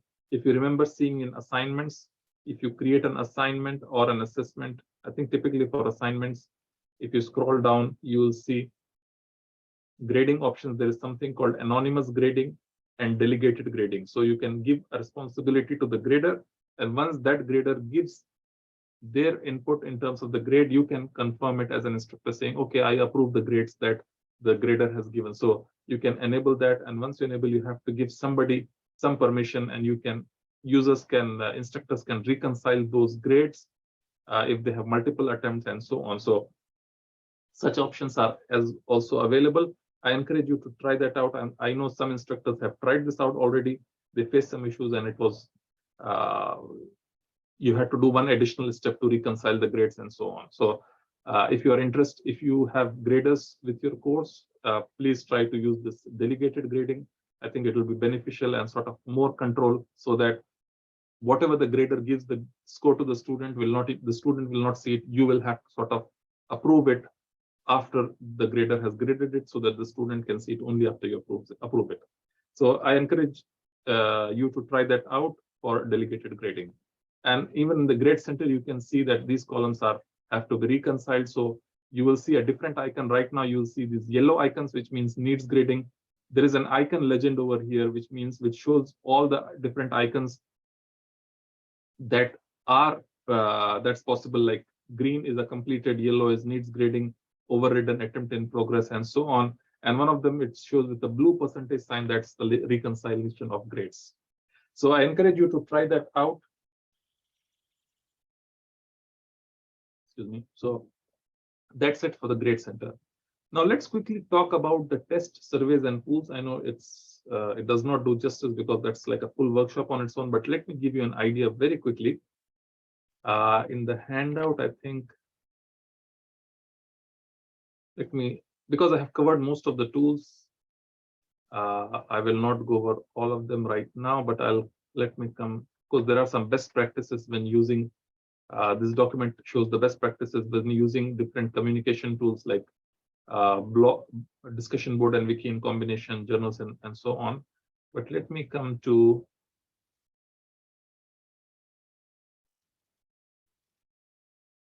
the test. Okay, before I do that, let me answer how can we transfer the previous course material to the current semester? Okay, I'll come to that in a minute. Let me just spend 2 minutes on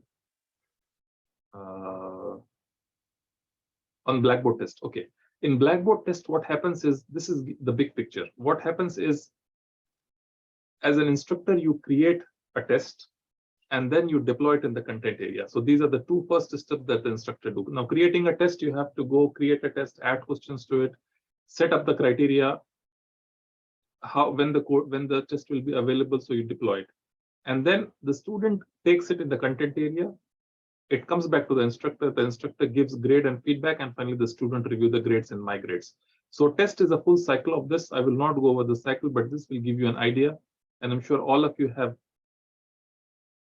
used Blackboard test during the fully online classes. So I'm going to just talk about this. Let me take some more questions. So let's come back to transfer the content from the previous semester to this semester. So if you would like to transfer the content from the previous semester,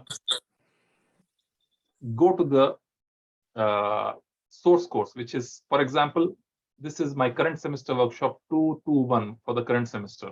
So let me go back to the previous 211, for example. And there was an advanced workshop here. I would like to copy the contents. So I'll go to the previous course. I will go to packages and utilities. Under packages and utilities, you have something called course copy.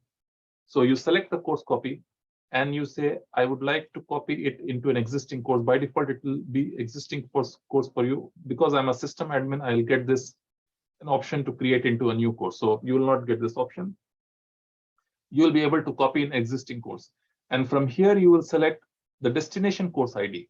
Now, the destination course ID, please note that you are currently in the previous course term, which is 211. The destination will be If I browse, it will be for this semester, which is 221. Just give it a couple of seconds and I can search for the ID. It's 221 and search. And I have a couple of courses for 221. Let me just take this advanced tools. I'm not going to do it, but I'm just going to demonstrate it. I select this one and click submit. Now, once I click submit, what would I like to copy from this source? The default is select all. I can select everything that's in this course and it will copy. And it will even copy the adaptive release rules for the content. And if you remember, you can use the date management later on and apply the date criteria to change all the dates in bulk. And it will copy all this content. Sometimes you want to copy the whole course, but if you notice, the announcements will not make sense. So you might want to uncheck the announcements, for example. So announcements are not needed. You can add announcements from scratch in the new course, so you can just disable it.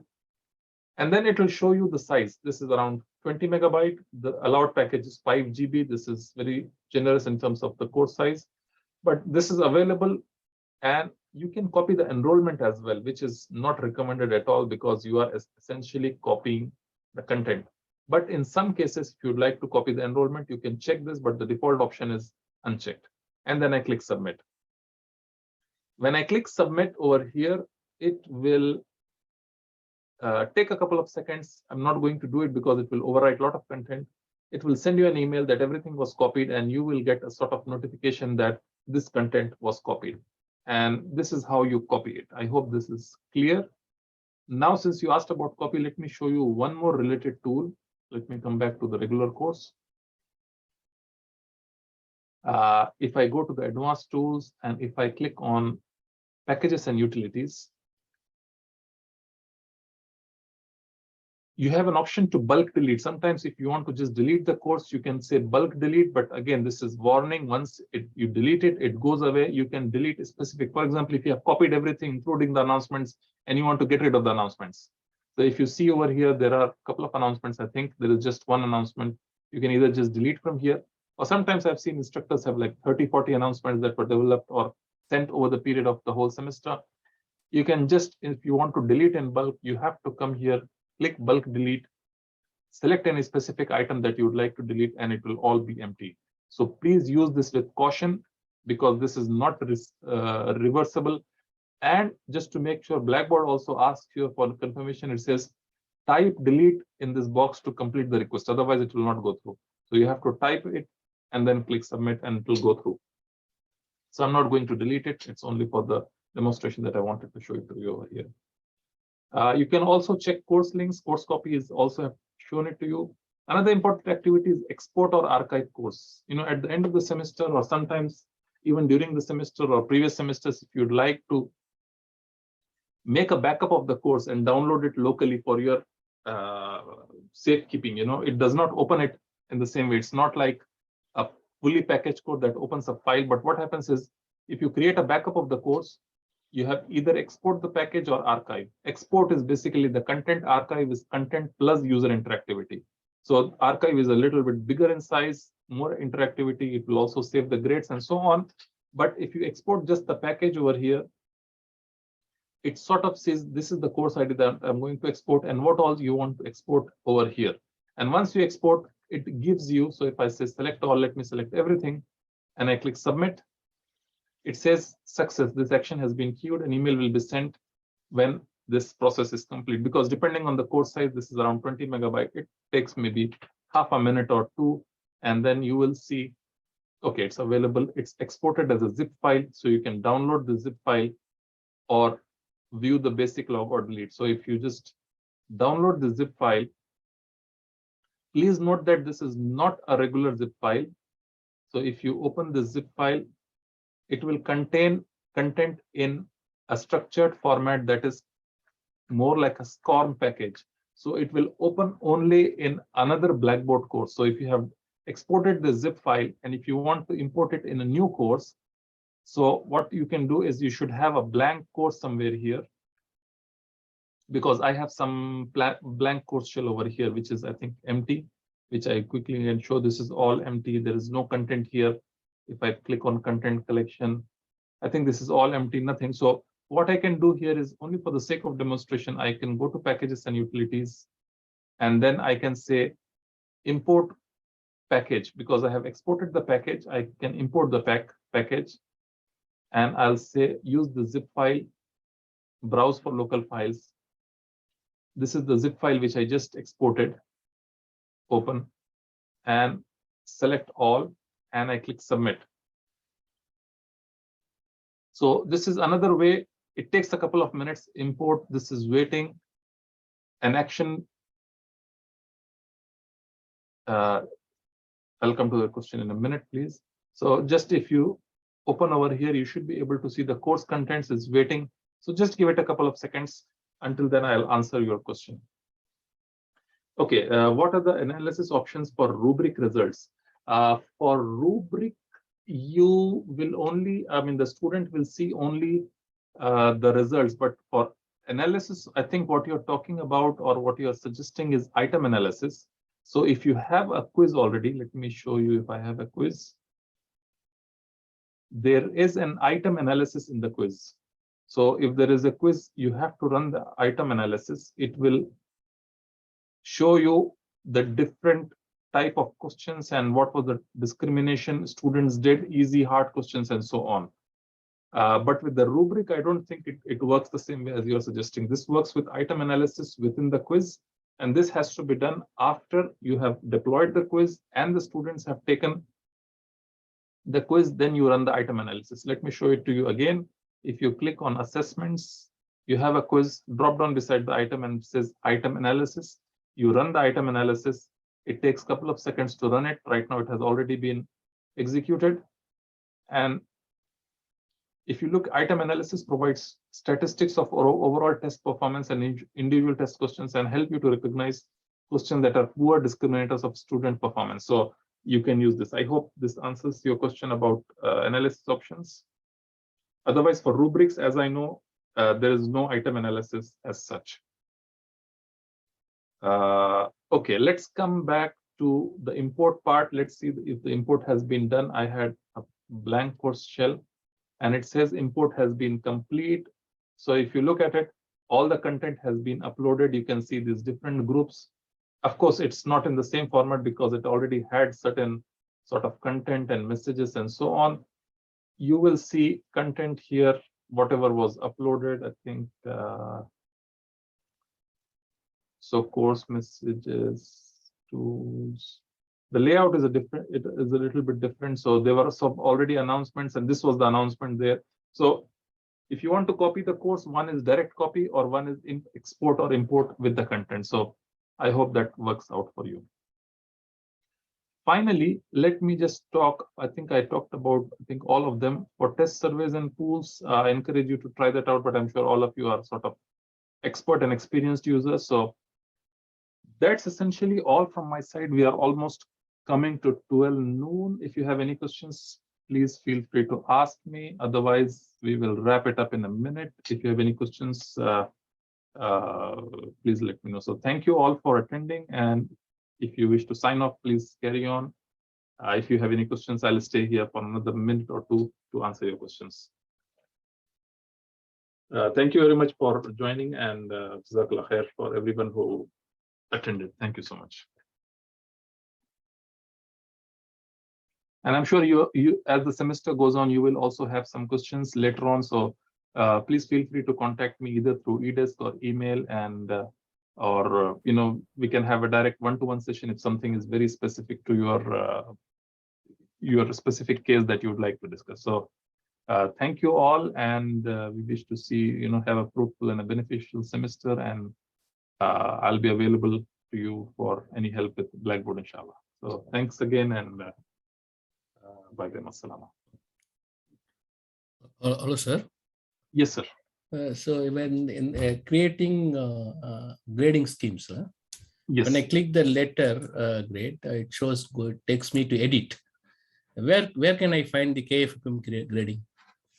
And which link it is? Let me come to the grade center, full grade center, and then under manage you have grading schemas. Schemes, yes. Okay. So I have created on my own. So in your course, it will not be there. You have to create it explicitly. Okay. So this is, I was showing just, let me just, let me just go to another course just for the sake of demonstration. Let me go to the introduction last week's course. And if I go to Grade Center, full Grade Center, and then I'll click on manage grading schemas, it's not there. You have to create a new grading schema. There is something later by default, which uses the default for most of the institutions that they use. But for each course, you have to create your own grading schema. So you can create it something like this and give your own name or reuse that same one, because this is, like make a copy and then take on from there. Right. Okay. Thank you so much, sir. Thank you.